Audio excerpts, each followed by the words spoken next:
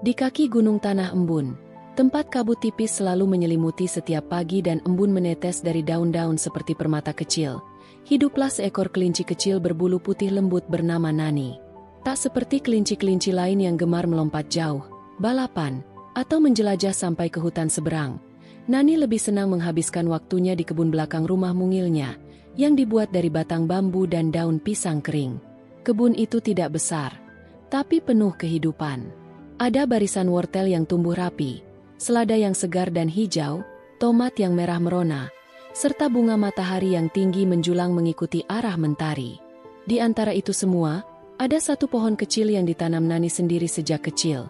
Pohon bernama pohoni, yang daunnya berwarna pelangi karena terkena kabut dan matahari bersamaan.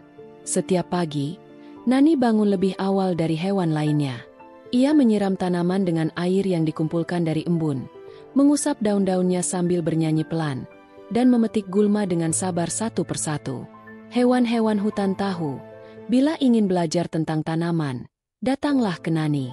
Tanaman itu seperti teman, kata Nani suatu hari pada Liku si musang. Kalau kamu berbicara dengan mereka, merawat dengan cinta, mereka akan tumbuh dengan bahagia. Setiap sore, hewan-hewan datang ke kebun Nani. Tiko si landak suka membantu menyiram, meski kadang tak sengaja menusuk ember air. Ruru si kupu-kupu terbang di atas bunga, dan Dori si burung pipit suka bernyanyi sambil mengamati tanaman dari atas batang bambu. Hewan-hewan senang ke kebun Nani bukan hanya karena keindahannya, tapi karena Nani sendiri selalu ramah, rendah hati, dan tidak pernah pelit. Bila ada hewan yang tanamannya mati, Nani akan memberikan bibit cadangan. Bila ada yang sedih, ia akan mengajak duduk di bawah pohoni dan membuatkan teh daun jeruk segar. Namun, seperti dalam hidup, musim tidak selalu cerah. Suatu malam, langit berubah gelap kelam. Petir menyambar, angin kencang menderu, dan hujan turun seperti air dari langit yang tumpah. Tanah di lereng Gunung Tanah Embun mulai longsor kecil. Air dari hulu sungai meluap, membawa lumpur dan batu-batu kecil melintasi halaman kebun. Nani, yang semula tertidur, terbangun oleh suara gaduh. Ia berlari ke belakang rumah dan melihat kebunnya hancur. Wortel tercerabut, bunga matahari rebah penuh lumpur, dan pohoni, pohon kesayangannya, miring hampir tumbang. Selada dan tomat terbawa arus. Bambu-bambu penyangga tumbang, dan segala yang ia rawat setiap hari, hilang dalam satu malam. Hewan-hewan lain yang tinggal di lereng ikut kehilangan tanaman. Tapi bagi Nani, kehilangan itu terasa sangat dalam. Ia tidak menangis. Ia duduk diam di tengah lumpur, memandangi kebunnya yang berubah menjadi lautan tanah dan air, lalu memejamkan mata. Tuhan, aku sudah merawat mereka, tapi mungkin sekarang saatnya aku belajar lagi, dari awal. Esok paginya, Nani bangun seperti biasa. Ia mengambil ember kecilnya, mengisi ulang dengan air embun, dan mulai membersihkan tanahnya sendiri.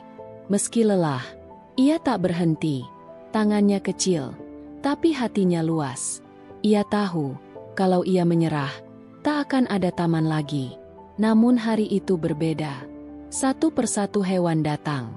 Tiko si landak membawa bibit selada baru. Liku si musang membawa karung tanah dari ladang bawah. Dori si burung membawa biji bunga yang ia temukan di hutan. Bahkan Butupai, yang biasanya sangat sibuk, membawa alat cangkul mini dari batang kayu.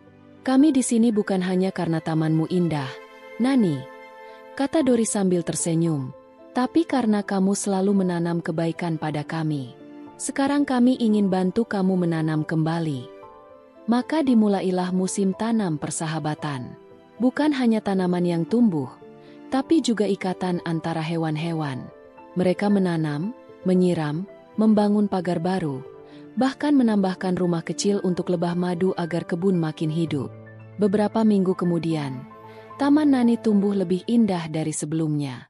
Ada bunga baru yang belum pernah tumbuh di tanah Gunung Tanah Embun. Ada warna yang belum pernah terlihat.